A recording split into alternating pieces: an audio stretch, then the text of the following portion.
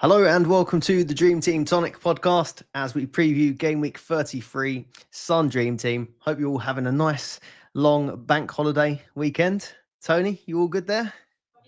Oh, it's great. Love a long bank holiday. It's I want to go back now. to an end now, though. I know. Are you back tomorrow? Yeah, mate. On earlies as well, so Straight back. Drag it out as long as I can. We sound like we've got a few in the chat multitasking. It's a busy Monday night. We've got Joe, Miss Noopy, Roberto, Steve, Icuz, and Roberto's asking, are your internet issues all solved? Seems like all good. Yeah, we're all good. I'm downstairs today. I've got a baby next to me just sleeping, so I am trying to keep it down a little bit, but yeah, all smooth on this computer. Well, we've got the Spurs Forest game on at the moment, so we've got a few people watching that, and a few people said they got one headphone in for us. So appreciate you joining us on this Monday night. And it doesn't get much better, does it, on a Monday night than Spurs losing 2-0 to Forest? Lovely. It could have been better. Sheffield United could have won. Oh yeah, that reminds me. Actually, Noopy's congratulating you on promotion. She thinks you're a Burnley fan. She's not. She's not. She's not a wind-up. She actually thought you was a Burnley fan. Honestly, I had my missus earlier just saying, "Oh, well done to him." I'm like, "Oh, for God's sake!" Funny. Right. Been together 13 years and she still doesn't understand that you don't congratulate Burnley. Well, she's a City fan now. Yeah, I know, but I'm sure she's just doing it to take piss. Right, let's have a look and see how our teams are getting on. Obviously, we are still midway through the game week, so we've had the weekend fixtures, but we've still got the midweekers still to come. So we've got City, Arsenal, Villa, Palace, all still to play in midweek. But let's have a look at the teams. You went a bit rogue, didn't you, this week? Yeah, didn't quite work out after the deadline stream. So talk us through what you did. Do you know what? It could have been worse. Look, I think I got the Fernandes shout right, I think, and leaving Palmer in. Yep. Benched. Obviously, Fernandes finally got a rest. So that was a little bit of a tick, I suppose. Palmer still cannot score. You see when the goals flash up and that, and then it's George and anybody but Palmer. And Neto's absolutely flying now since you guys brought him in. Did you bring him in as well, or just Ben? No, I didn't. We touched on it. We were obviously. I think I went Nkunku.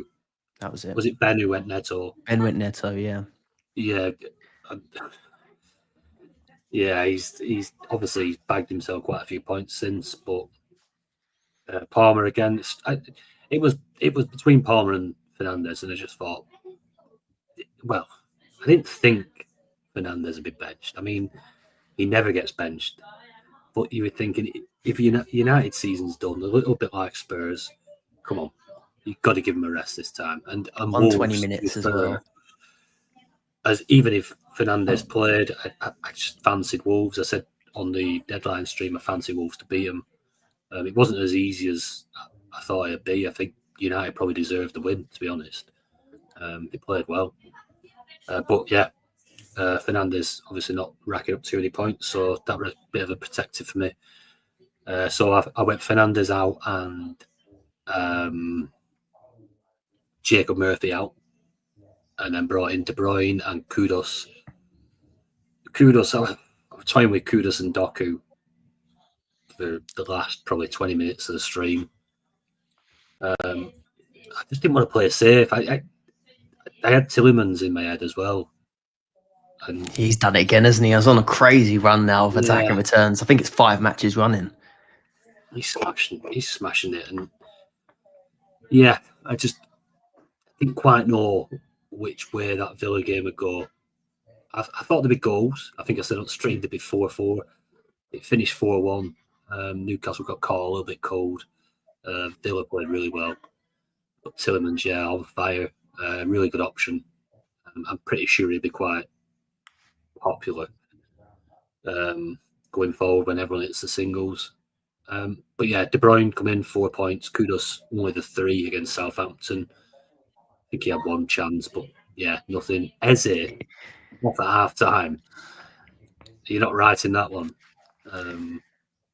I noticed on Kudus you were 1 ppm off of that 3 bonus points as well.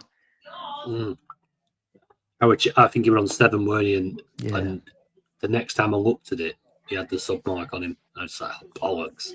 Surely they update that in the morning and it's changed, but no, not to be. You can't write that with Eze, can you? No, you just don't see that coming. Don't see that coming. I think, obviously, the game had gone. They've had a tough few weeks of Palace. So, yeah, I don't know whether that were rest of legs. I'm not too sure. It's because the red, wasn't it? But someone had to make way for him. But that's a couple red cards they've had now. But do you give up possibly one of your biggest goal threats and trying to get back into the game? And it's a tough one. It's a tough one, and you don't want to be in the manager's position there. He doesn't foresee a red card, so he's probably overthinking it a little bit as well, isn't he? Because he tried to mix it up the other day when they were behind against City, and he took Mateta off. He probably upset Mateta quite a bit, so he's probably tried to take someone else off, I guess. Yeah, it could be a little bit down to that. Obviously, we don't know exactly what's in his head, but yeah, strange one. Raya, 8 points, game to come. Porro, he's the 2-0 down. He's not getting no clean sheet points today. We'll see how that goes. Vardiol, 8, with Villa to come. Konza, 2, with Man City to come. The lowly scorer for Konza's off the back of a 4-1. He usually does a little bit more, but I think Villa controlled that game quite well. They were very good, to be fair. Palmer, 4, Eze, 1, Kudos, 3, De Bruyne, 4. Watkins, man possessed. Incredible. He could have had a massive haul. Assist and a goal, hit the post, underside bar. He's shown why I believe he should have started against PSG. Yeah. Regardless of, don't get me wrong, Rashford played so well after the mistake, and he played an important part in a lot of the goals. But I just think he's your number 9. I just think you got to play, unless he's going somewhere. I think them games, he's your paid man. He's on your books. Them are the games that these lads dream of. These big Champions League quarterfinals. He might not come around again. So I really, honestly, so happy for him and what he's shown. Complete professional performance, just unreal. So yeah, fair play to him. 13 points. City to come. Marmouche, very popular transfer in, very popular captain option.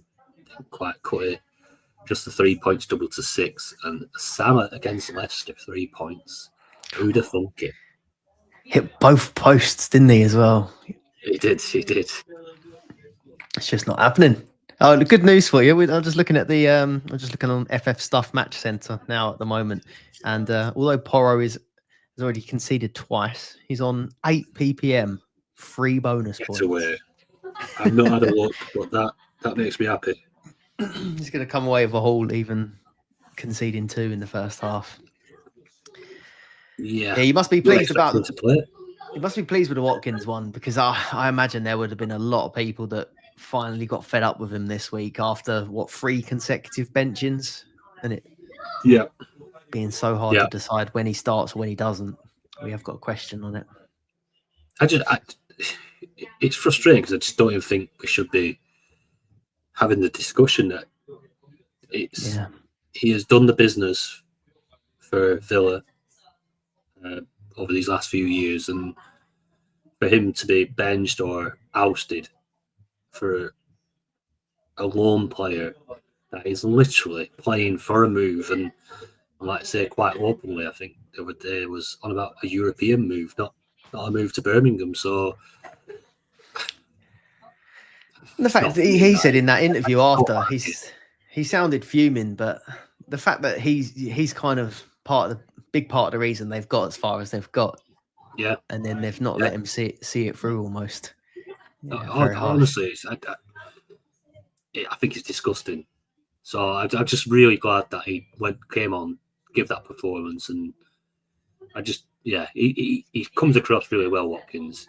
He seems like a nice chap, and he's like you say, he's gotten to him and the others. Obviously, he's part of a team, but his goals got him into the position, and then for someone who down tools and didn't want to train and couldn't be arsed at another club to come in and steal basically your quarter-final berth. I just I don't like that.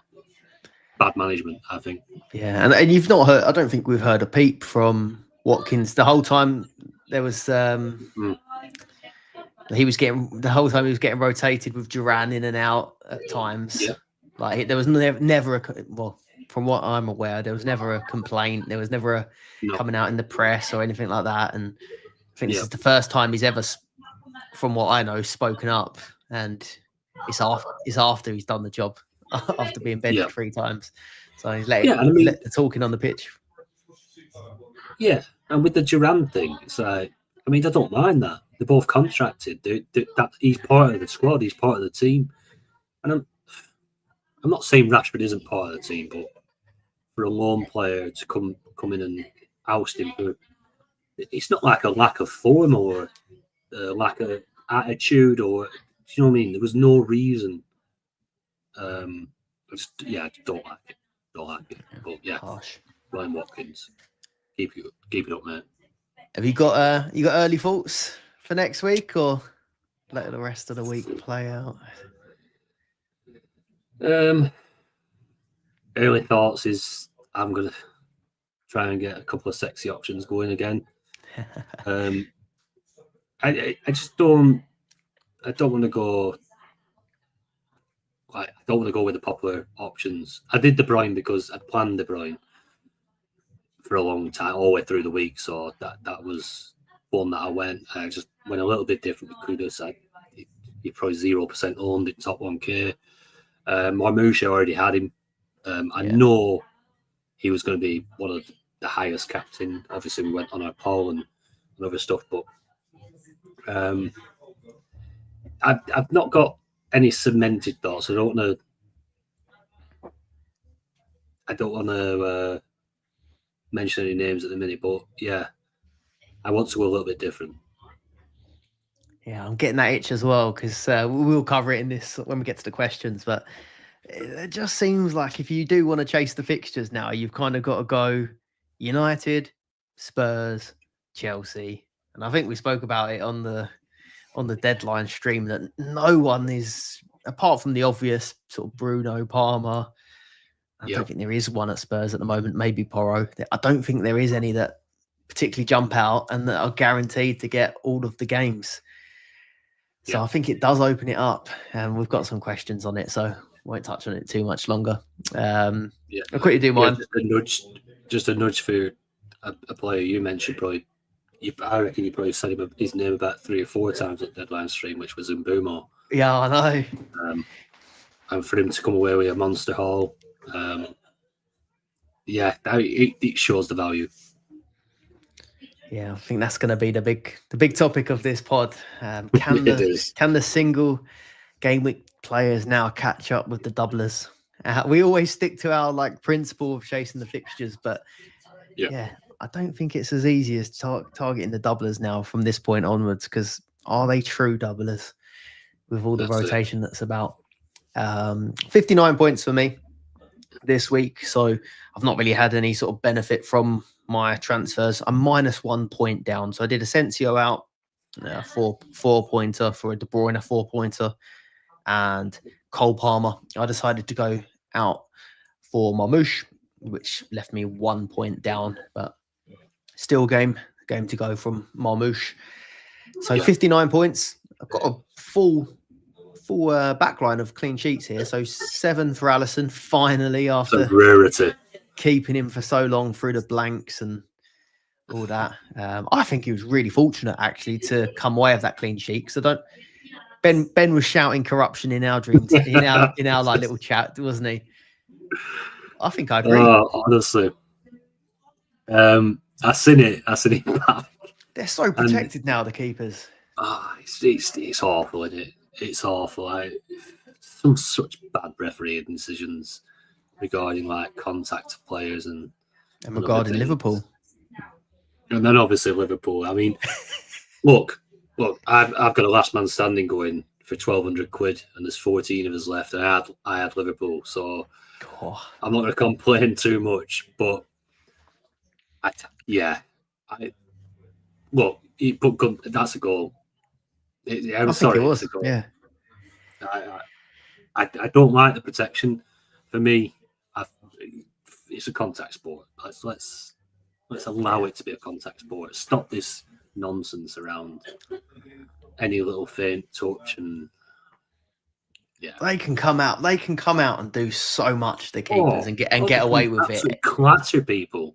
He had no sort of he had no like body behind that at all. Maybe it was in the back of his mind. He did just miss a load of games from getting battered head injury, so maybe that was in his mind. But yeah, he pulled out of that, I thought, or was quite weak in it. But I'll take the 7 points.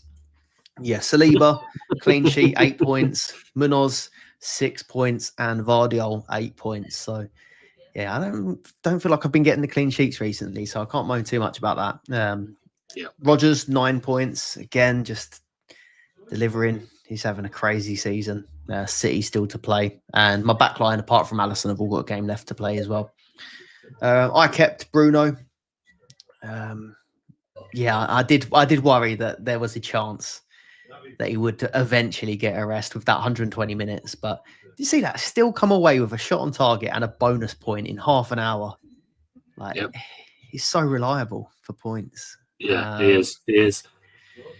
De Bruyne, 4 points. He obviously got the start. That was half of what we wanted. But yeah, Everton are tricky, aren't they? A difficult side to play against. And obviously Palmer's going to face them next week alongside that Conference League match. Saka 2 points. Now, the captaincy was close, wasn't it? 64% went Marmoush and 29% went for Saka in the top 1K. Yeah. And there was a bit of... and I must admit, I felt it from the other side of it. It felt a bit like after Marmoush had played and then that Arsenal lineup came out, it was like Saka captainers have won. That's it. Yeah. Yeah. And it felt like that as a Marmoush. I thought, oh God, because I really didn't expect him to start this one. I thought worst case it would be 60 minutes and 60 minutes. But I didn't expect it to happen. I thought he'd probably get the rest after playing that Real Madrid game. Pretty intense match. Maybe play half hour and then start the Palace game where they've got like a week between the Palace game and PSG. But yeah, started, and God, he could have had a mega haul, couldn't he? So it was that first the first one that Ødegaard just about got a touch on. So ended up being a pre-assist, and then the second was a pre-assist as well for Saka. Yeah. Then got absolutely done in, didn't he? Raked down the Achilles. Yeah.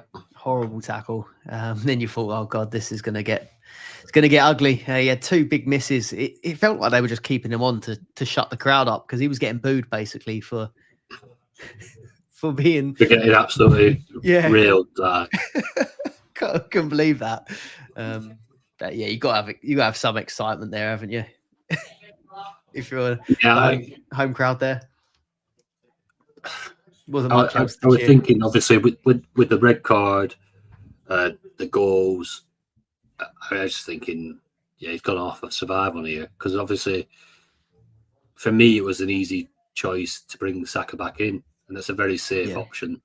So yeah, I do feel like with Fernandes and Saka, for him to come away, I know there's still obviously the Palace game for Arsenal, but with 5 points, I mean, I've done all right though. Fully got away with one, I think. Like, Yeah, it did feel as a Marmoush captain, it did fully feel like we'd got away with one big time. Even the fact he went off at like, was it 57 just before the 60 as well? Yeah. Yeah. But yeah, spotted with icing his Achilles after the game. I was a little bit just on the wind up on Twitter, but and in the Discord. But I was kind of saying you wouldn't put it past Arteta now, would you? To the cameras are on him, icing his Achilles. You know what? Let's leave him out of the squad for Palace. Yeah. Keep PSG guessing. Yeah, he's out for PSG game. And we'll have then next thing you know, he turns up, doesn't he?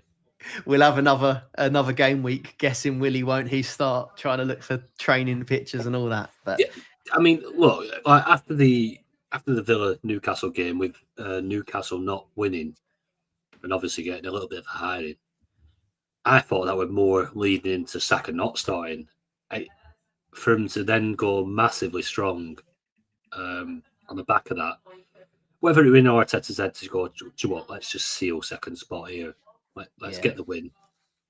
Because obviously now is it 6 or 7 point difference? The teams were creeping up a little bit though. Whereas now there's a nice cushion. I think he could probably give Saka the rest for the Palace game. Probably, and that's a Palace team that are on the ropes at the minute. They've gone from such great form, Palace, to it's such a flip. They get absolutely battered. But I think they could probably afford to rest Saka and a few of the others and get ready for that big PSG game. I do think he's going to play. There was a quote. I'm just trying to find it. I think it's from Fantasy Football Scout posted it on X. But yeah, the quote was from Arteta that Saka was hurt because of the tackle, but it didn't look serious. He was demanding it. He wanted those minutes. He needs to feel the capacity and consistency of the minutes. So I feel like that leans towards maybe another 60, maybe another start. Yeah. But you can't take any risks, can you? I don't think. You can't believe a word that comes out of Arteta's mouth because he's just a compulsive liar. So it doesn't. Yeah, anyway, Marmoush with a 6 point captaincy. Isak with 3. A little bit disappointing in that game, but I wanted to keep hold of him for Ipswich. And looking at how Ipswich were against Arsenal, that's not really changed my mind. I think it's a great fixture for him still. No, it's a good hold that as well, especially like you see some of the other players that have fallen a little bit flat this game week. It's a nice hold that. And they're obviously going to be a man down after the red card as well. Yeah, and then Salah, one of the best players as well. Yeah, Davis. Yeah, I think there's going to be a few of those actually. So obviously, Isak will be playing Ipswich, who are going to be a man down kind of thing, a bit weakened, and even Palmer with Everton. We saw Tarkowski pull up with a hamstring injury, so he's going to be a big miss at the back as well. Yeah, so. He's been pivotal. He's been pivotal for them. Tarkowski and Branthwaite, like since Moyes, especially Moyes, like going in there, and he's done a great job there. But yeah, breaking that little partnership up probably makes it a little bit easier for Chelsea. But it's much like Spurs. Just watching them with all this talent on the pitch and just not doing anything. It keeps like bugging me as well, because if I don't watch Chelsea live, which I didn't this weekend, you then go to, I don't know, FotMob or one of the stat sites and you look and they've had all the chances, they've had all the ball, loads of shots. Everything is weighted towards them. But then you go and watch the extended highlights or match of the day, and there's just not really, it doesn't really feel like there's anything going on. No, it's a really strange thing. Ben said it a few times with Maresca, didn't he? About his style of play, but seeing it in full flow. To be fair, Leicester through Championship, they had all the stats, they had everything. But, I mean, I think we beat them home and away, Rovers. He would very much, if he can get on at them, they just don't like it. But obviously Chelsea have got a pool of absolute talent. They've got so many talented players. It's unreal. It's unreal that they just can't quite. They look good first half of the season. Let's not get that wrong. They was up there. At one point, they were spoke of as title challengers. So it has gone wrong a little bit in the second half of the season. And it's no surprise that coincides with Cole Palmer absolutely dropping off the end of a cliff with his returns, with his goals and assists. So I'm sure they'll get it right at Chelsea. I don't know if they've got the right manager in charge, but the squad's good. Yeah, I don't know if he'll still be there, but that's for another day. Right, let's come on to some questions. Before we do, if you enjoyed the video so far, drop a like and subscribe to the channel if you are not already. And if you've enjoyed the episodes through the course of the season, we're coming towards the end now, but if you'd like to support the channel, you hit that join button if you're listening on YouTube, or you could subscribe on Patreon, patreon.com/Dream Team Tonic. You get access to our Discord, early access to the pods, priority Q&A, and for our, I think it's our second tier now on Patreon, you get exclusive articles, you get Ben's fixture ticker that's regularly updated with the cup fixtures and doubles, although we're slowly running out of those doubles now. They are. You can still see all the different permutations. I'm looking at it now. You get all that as well over on patreon.com/Dream Team Tonic. All right, let's go questions.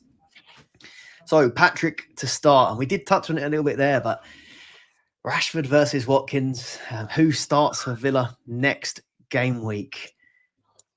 So obviously they've still got the game to play, haven't they? Away, or isn't it? Yeah, away at City. Yep, City away, and then next week, obviously, back to a single with Palace away.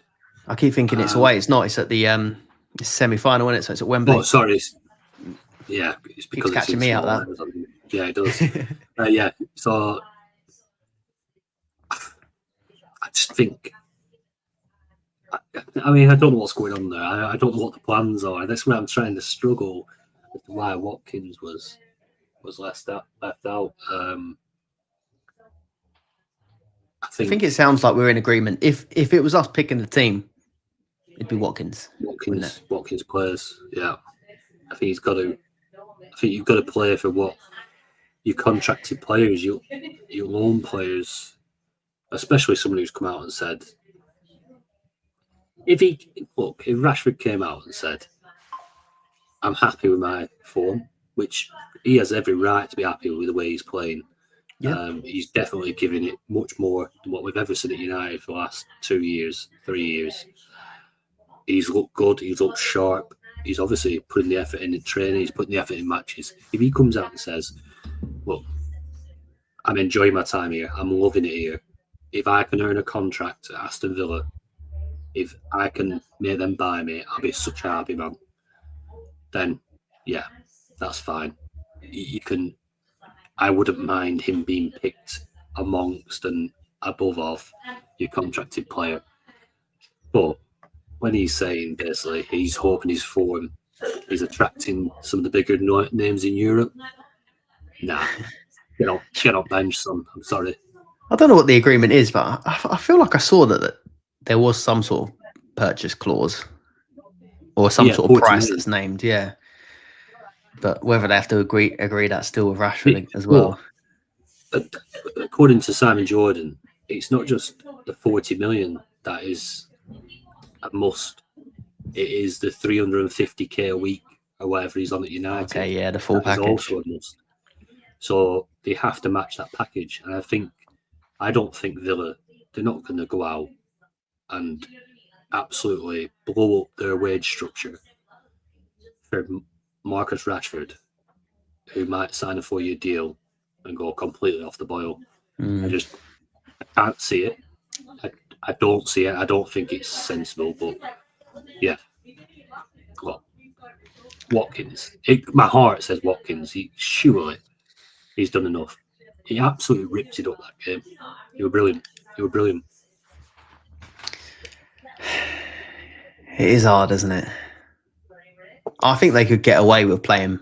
I think they could get away with playing both of them. If I don't know, I know he doesn't really want to do it, but I do feel like against Palace, the way they've been playing, he could get away with playing both.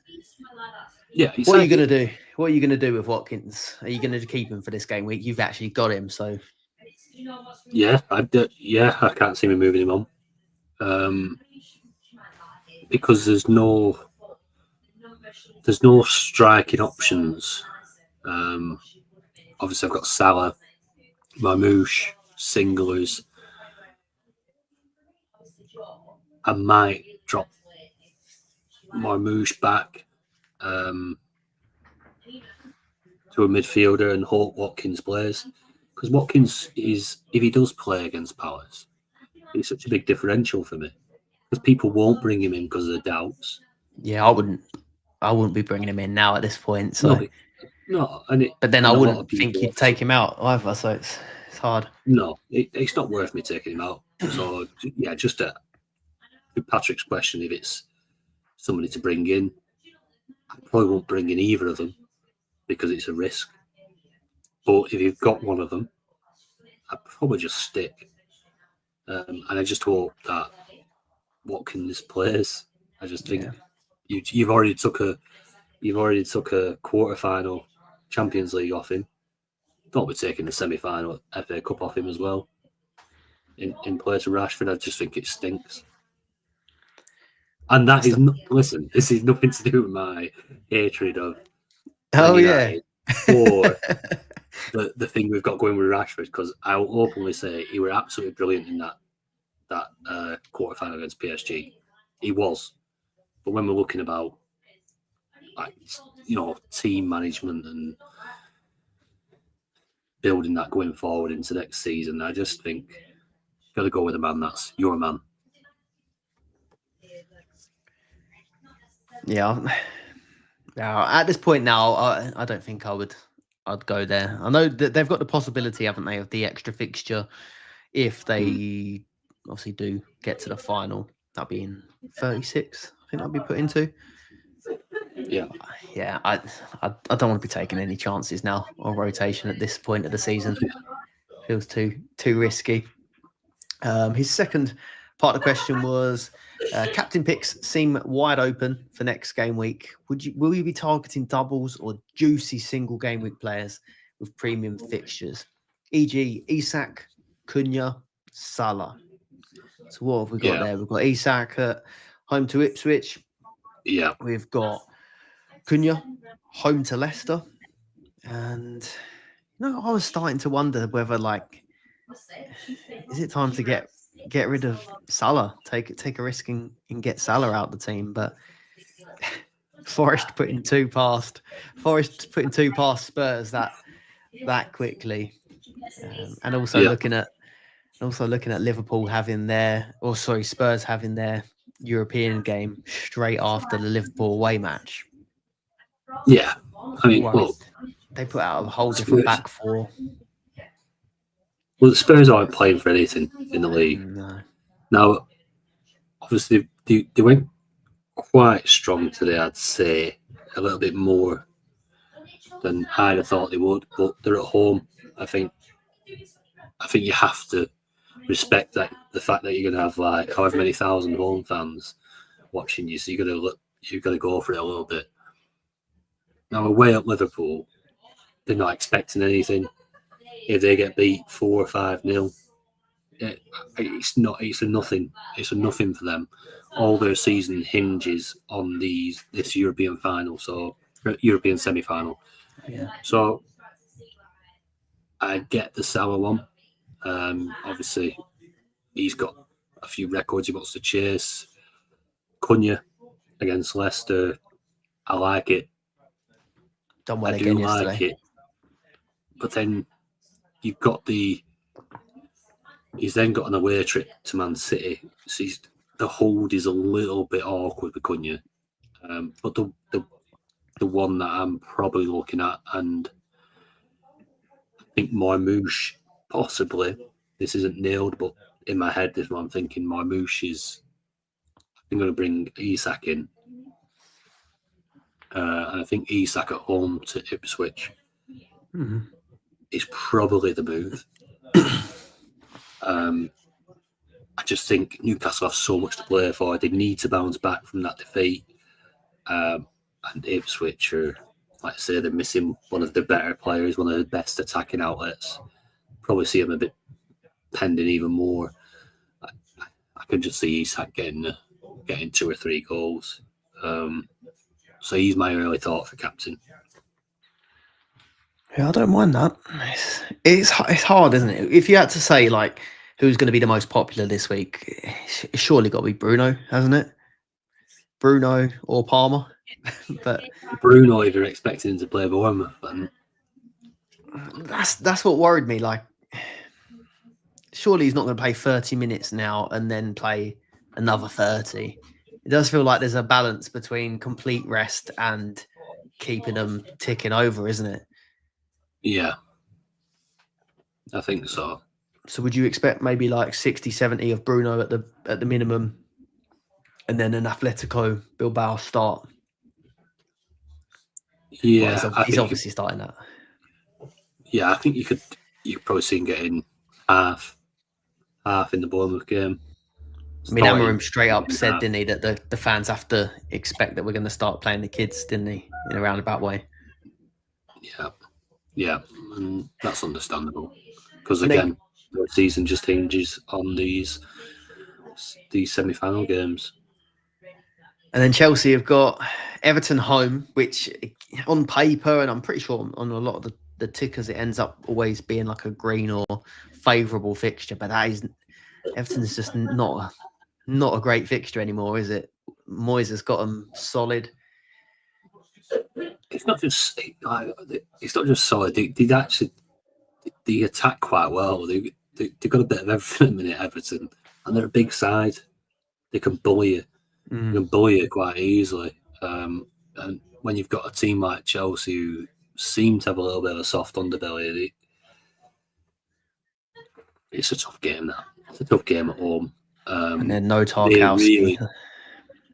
They need the likes of Jackson, Palmer to start firing again. If they want to finish this season and they want to get in 9 European places and they want to win this, well, call it a European trophy.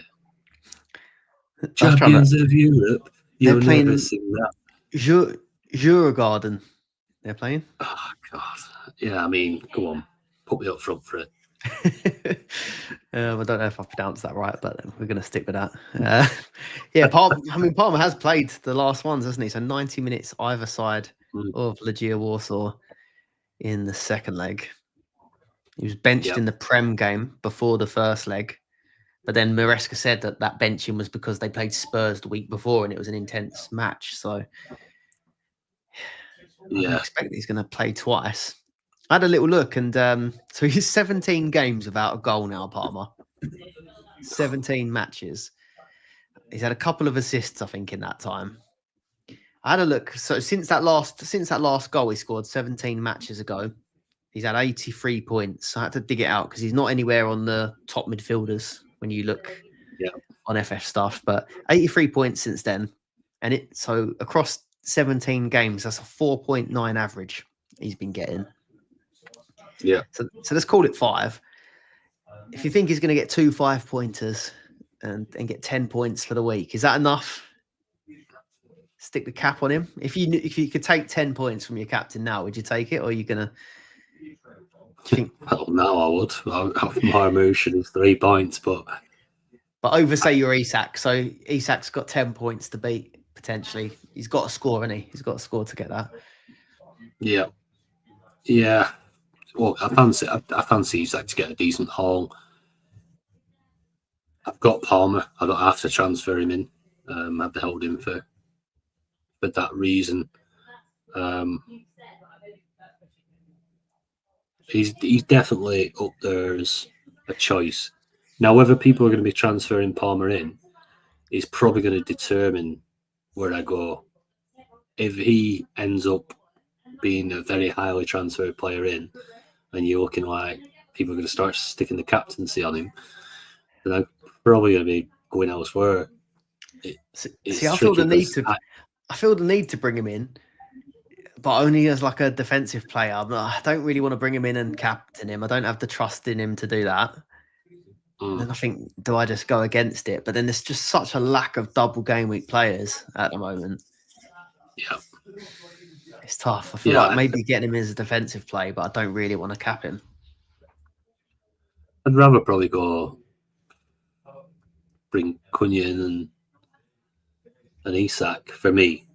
Cunha and Isak, and then maybe just go let them single up and captain Palmer. I mean, I've put the trust in him and kept him in my team, maybe for a reason.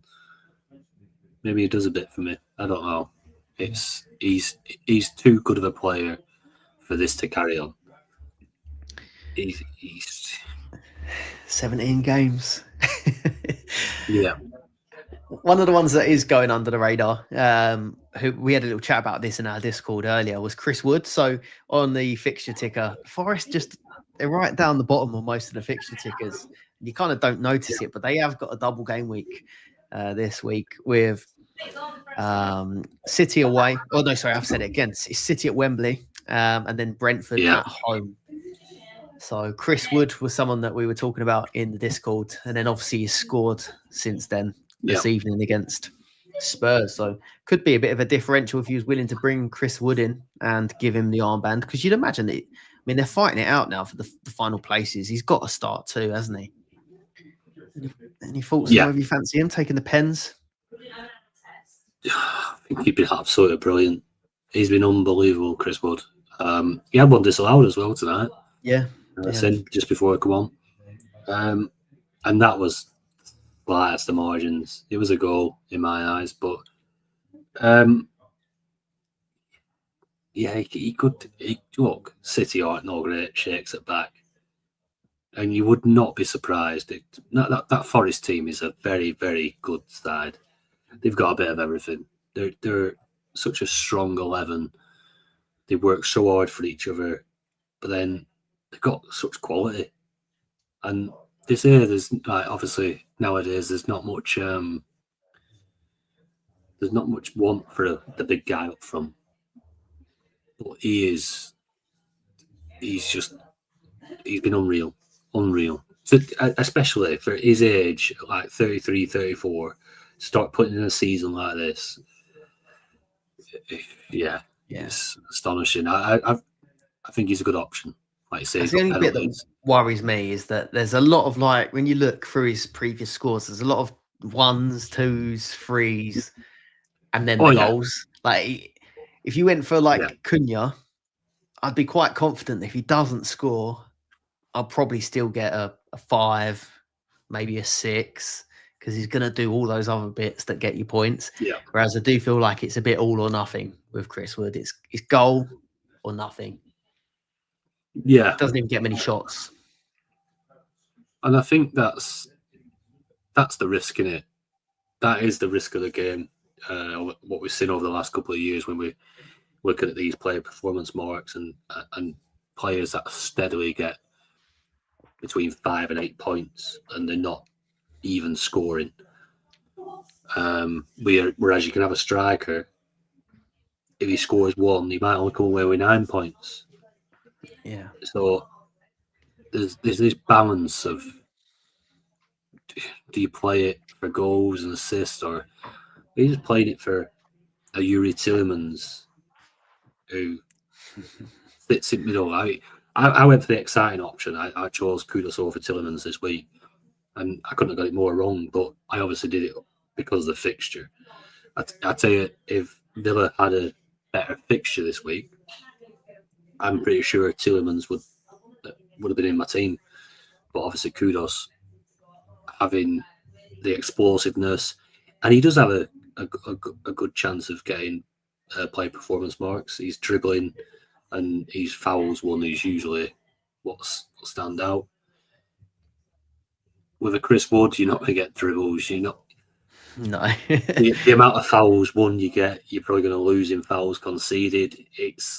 He's very much a goal scorer. As goal scoring choice, he's got to score, but I could see him getting a couple over the double. Definitely. I don't mind that if you were, if you are chasing, you really want a differential. I still don't think many will do it. I'm kind of leaning towards, do I just go boring and go like Bruno Fernandes and then use my transfers for if I was going to make a punt, just get him in your team and don't cap him just in case. But Yeah, it's tough. it is. Andy's sorry. What you going to say?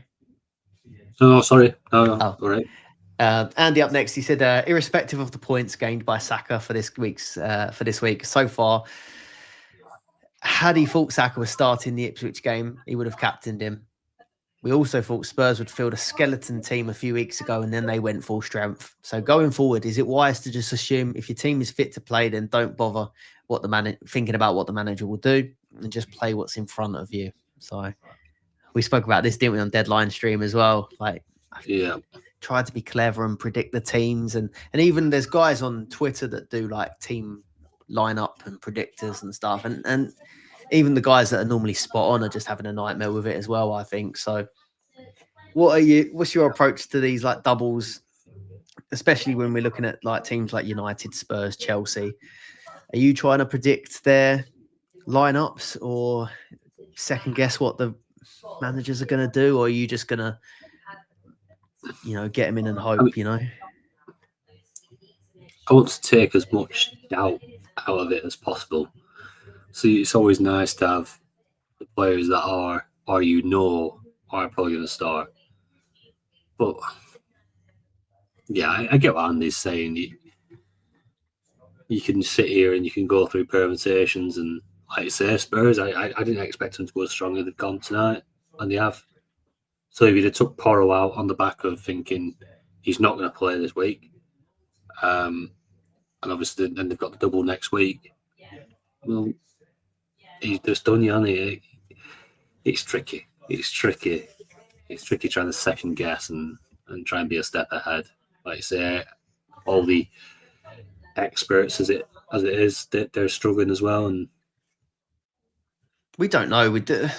We're trying to guess. Like, we're trying to look at it from a fantasy perspective and think, they're trying to keep this guy fresh for this game and this guy fresh for that game. We don't know. Some of these managers could be like, they've all got departments for fitness, like all fitness and all the sorts. They might be saying, this player's in the red zone and this player can afford to play more minutes. Like, we try our best, don't we? But we're not got a clue, have we now? In reality, is that affecting your thinking? Is that like making you think more? If I go for an Mbumo or a Cunha, they're getting 5 fixtures. 5 fixtures left. They're getting 5 fixtures. Where I don't know, you could go for a Solanke and look at it and think, well, he's got 7. It could be 8 if he gets to the final. But it could be 4. How many? Yeah, how many? So is he getting 2 rests in that, which if they don't go through to the final, that 7 becomes 5. And then it's just, then would you rather 5 of Solanke versus 5 of Bumo? It's hard. That's the trouble.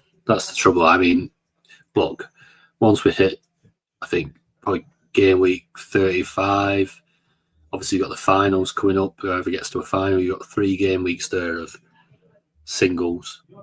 I think you've got to mix it up. I think you've got to then start looking outside the box and on your Mbumos, your Cunhas, your players that are starlets for some of the lesser teams that aren't as popular throughout the season. I think you've got to get them in, I think, to go differential. Anybody up near the top and that are wanting to win the thing or wanting to win your mini leagues, you're a few points off. You got to think a little bit different. In the run up to that, where you've got just obviously game week 33, game week 34, we've got these semi-finals. I think you can steal a march. I do think you can steal a march, especially if with the likes of the United players, Spurs players, even Chelsea. Although Chelsea still need to win the league games. That's the difference. They're in such a fight for Europe. So it does give Cole Palmer a little bit of an edge there. The likes of Nicholas Jackson. I know there's quite a few on Cucurella. who's done well goal scoring wise. Arsenal, obviously, they go back into a single against PSG, and then the week after at home to Bournemouth, and then PSG. Is that a real double? Do you know the Premier League? Will it be sewn up that weekend? Probably. I mean, look, it's done. The Premier League's gone. So just, yeah. I think like Scott says, like the Mbumos and stuff, the players you know are going to play 90 minutes. He's on penalties. Do you know, what's the harm in it? I go for it. Roberto's got what are your best players to hold from now to the end of the season? Have you got any there? If you wanted a longer term pick, I mean, some of them names that we've mentioned aren't they? If you did want to go sort of Cunha or Bumo, they haven't got the extra games, but you don't have to worry. Yeah, I think you're going to look at like the minutes, the bonus points, and Bumo's massive for all of those. Obviously on penalties as well. Cunha, great for bonus points. I'd look at them, even the likes like Kudos, who I put in. I know he didn't do much this week, and he had a plum fixture, but they get the points. They get the points when they play them 90 minutes. They're doing the business. So I'd definitely be looking at a few of them, and then you've got your usual suspects. Obviously, you got the likes of Fernandes. He's not going to get rested for the last 3 games of the season after, no matter what goes on regards to Europe. But you got the players that the Villa players, Rodgers. Rodgers probably the main one at the minute. I'd say Rodgers and Tielemans. Probably you want solid points, solid minutes. There are 2 players that aren't really getting rotated or rested. Konza, looking at the defence, great for bonus points again. Didn't have the greatest weeks this week, but going forward, these are players that will steadily get you some decent points over 4 or 5 games. So one thing I was looking at with Arsenal is like someone like Rice, people bought in, didn't they? And he's done well again. Yeah. He's got an assist. I do think that Arsenal will rotate heavily for the Bournemouth game between both the PSG games. And I was looking at the spacing between the sort of FA Cup finals, the Europa League final, the Champions League final, and the Conference League final. But like if you look at the the way like Europa League final is going to fall, that looks like that's going to be a midweek, and there is going to be a Prem game at the weekend. So that is like standout. You would rotate when you're the final. You're going to rotate for the Prem game before it. Yeah, I think you've got to, haven't you? Same for the conference. That's the final Prem game. Midweek is the Conference League final. Yeah. But Arsenal, if they were to get to the Champions League final, there's that full week. It looks like, I think. Got a nice break. Yeah, so if you did go for like a Rice or something, I still think you're going to get the final game of the season and not get the rest before it. So I do only think there'll be one game that Arsenal will rotate. Yeah. That'll be the Bournemouth one. Yeah. Whereas with the United, Spurs, Chelsea, if you're looking at holding throughout, you probably do have a little bit of risk of rotation throughout them games. And yeah, I just think like the likes of Mbumo and stuff, he's up there, isn't he? Steve 87 was next with top differentials to target. I know we've touched on quite a few there, but go on, give us with Chelsea, United, Spurs, I think, with the extra fixtures first, because obviously we've done a few of the single game week sides. What do you think of Garnacho? I was trying to find another one at United, and I do understand that these are. I feel like outside of like Bruno, Palmer, then going quite a level below, and it's kind of similar to what Shay is saying in his comment. So he's kind of said, does Brian Mbumo Hall this week show that the value of choosing quality single game week players rather than double game week players with lesser quality? Yeah. It's like trying to weigh up what's better, like a lesser grade player with potential for more fixtures, or just going for those nailed guys. I was looking at Garnacho, and he's played 11 in a row, 11 starts in a row.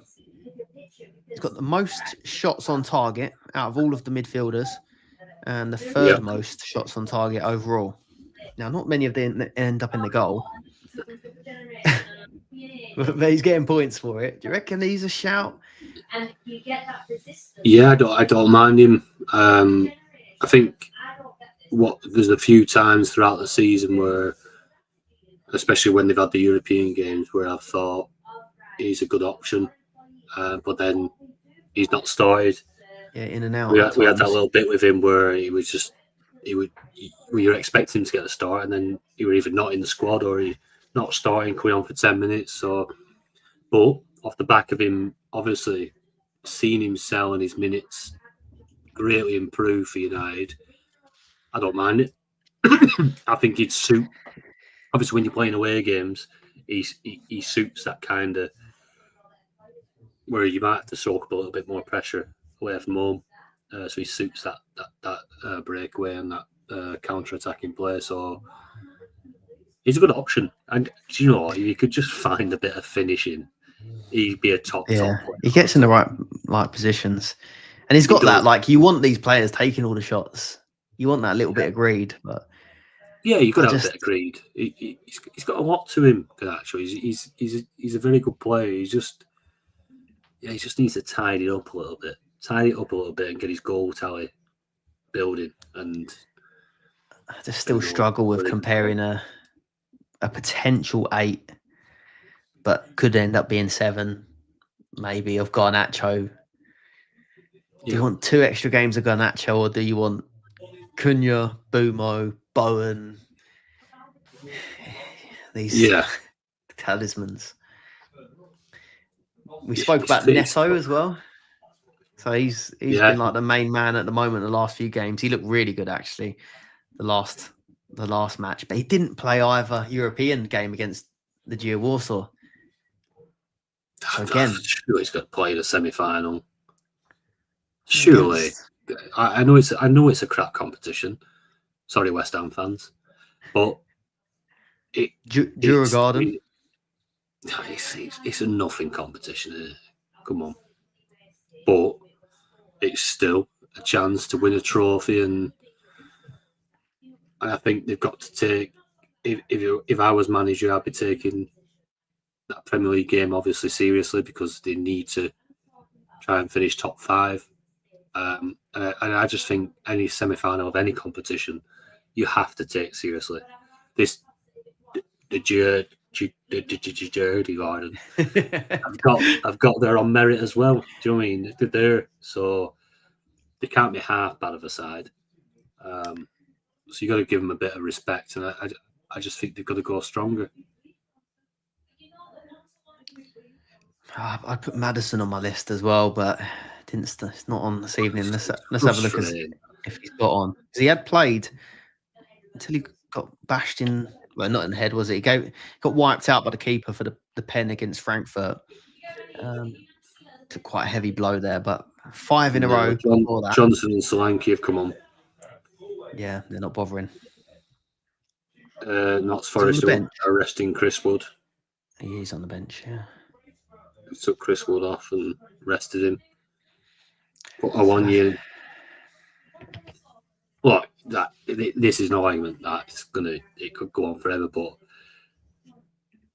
we always say about double fixtures, but when it comes to a double fixture where you are not, or you're probably only like 60% sure that the players can actually play 2 or play a part in 2, I think there's a lot to be said to having a talisman at a Brentford or a Wolves who's on penalties. Not just penalty, but the people that get PPMs. Do you know what I mean? These are, well, he's shown them Boomer this week. I rate it. Yeah, go for it. And just Sheem Kalir. Kukure and Enzo. Enzo I've toyed with a couple of times over the last probably 6 or 7 weeks. I haven't brought him in, but he's been such a steady performer. He's done really well. I would not talk you out of any of them, because if there's any of the European sides that are less likely to rotate or change it up too much, it'll be Chelsea. So I can see Enzo playing both of those. I can see Cucurella playing both of those. So yeah, I wouldn't talk you out of them. Differential, Steve, we've obviously, we've mentioned quite a few there. Hopefully that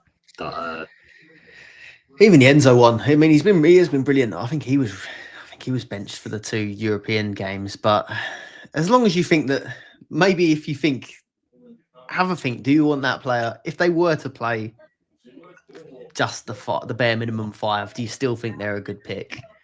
And then treat the extra fixtures as a bonus. If you think about it like that, and you still think they're a decent pick, and you'd still be happy with them, I think that's all right, isn't it? Like Cucurella, there's been a few times he hasn't started in Europe, but he's still come on and looked really dangerous. I think he's had a really good season for goal scoring, hasn't he, Cucurella, this season? Unbelievable. Bundesliga as well. He could have had a brace.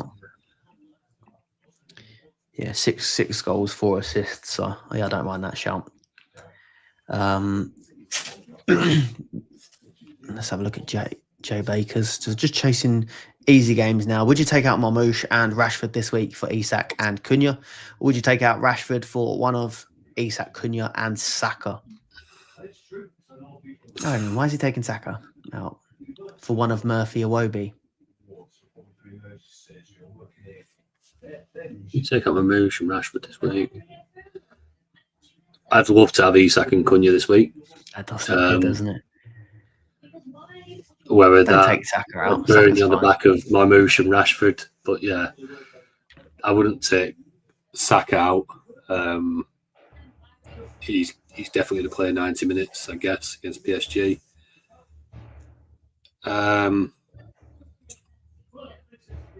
Regards to Rashford, like I said, I touched on earlier, is if I had Rashford and Watkins, I'd probably hold.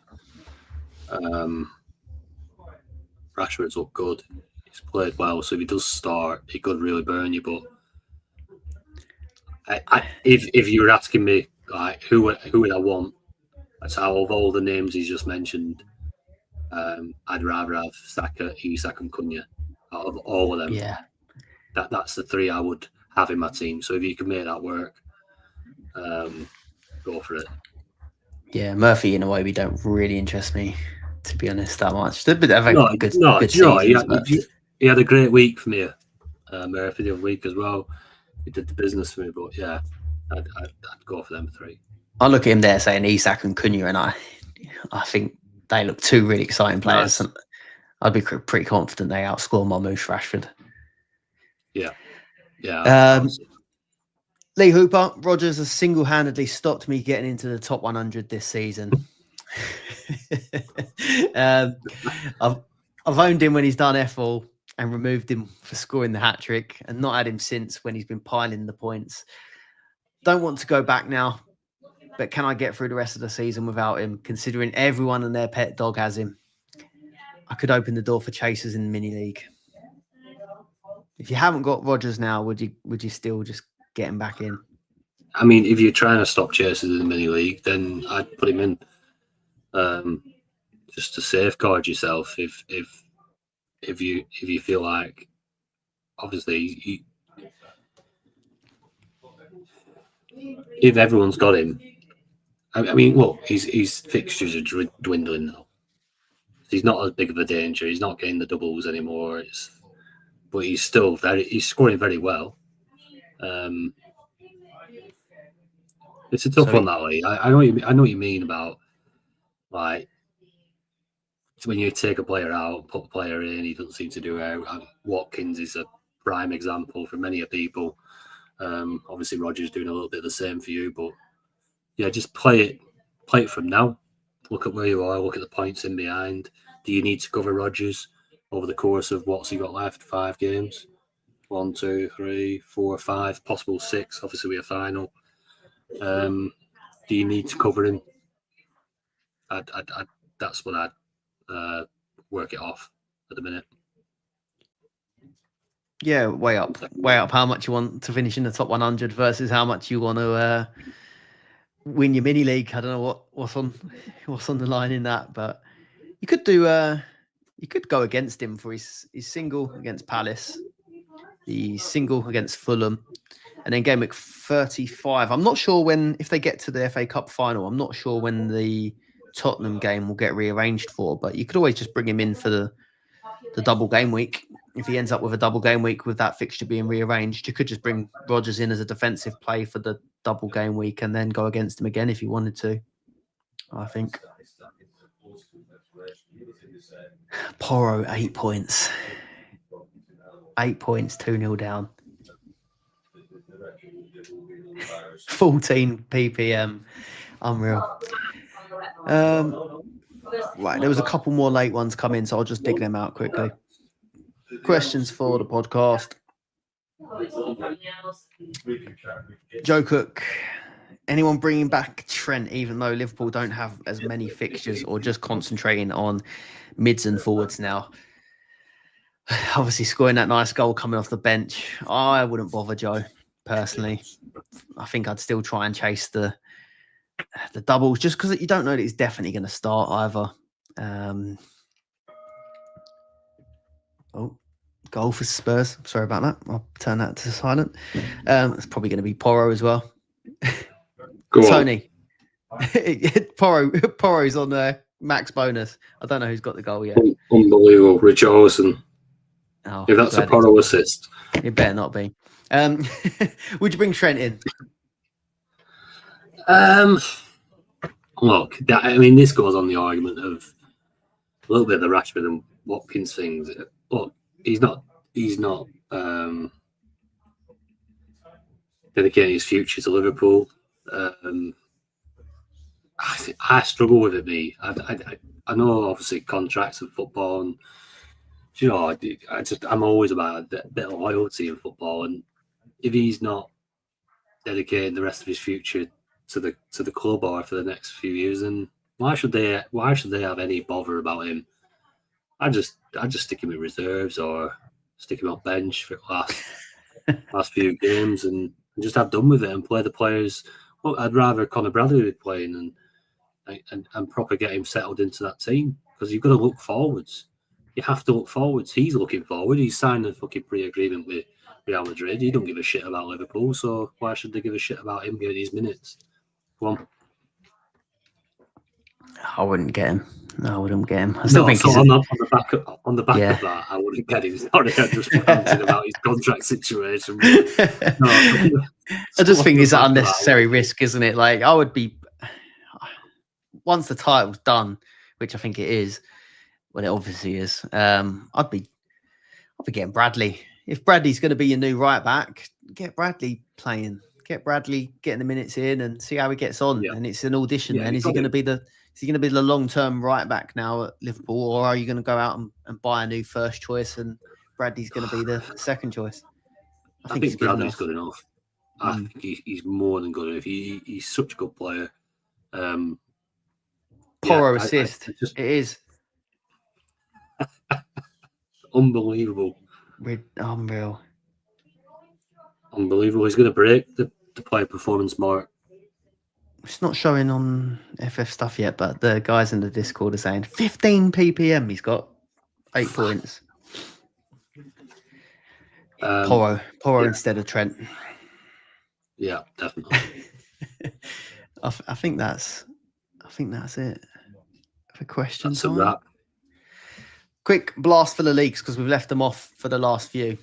So Tonic tag team lead, myself and Connor in third position. In second, we've got Adam Gregory and Stephen Maxwell. And in first, I think they've been there all season now, Paul and Fergie up in first. It's quite a race, that's your first, isn't it? 3 points between them, between 4 managers. That's massive. It's gonna be well played. That's going to be more exciting than the Europa Conference League. God, I can't even read this. Can you read that? Oh, I'll try my best. Dream Team Tonic Cash League.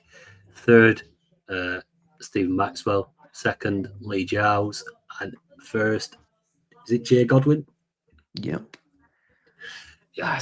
That's incredible as well. So, yeah. Jay Godwin's 3rd overall. And Lee Giles, 9th overall. Wow. What a tussle. Good luck, lads. Yeah, Lee's got Porro as well. We're buzzing with that. Lee is also top. We'll do this one top to 3rd because Lee is in 1st position in the second chance as well. So absolutely smashing it. Hustler. T. Gledhill in 2nd and in 3rd, D. Malloy.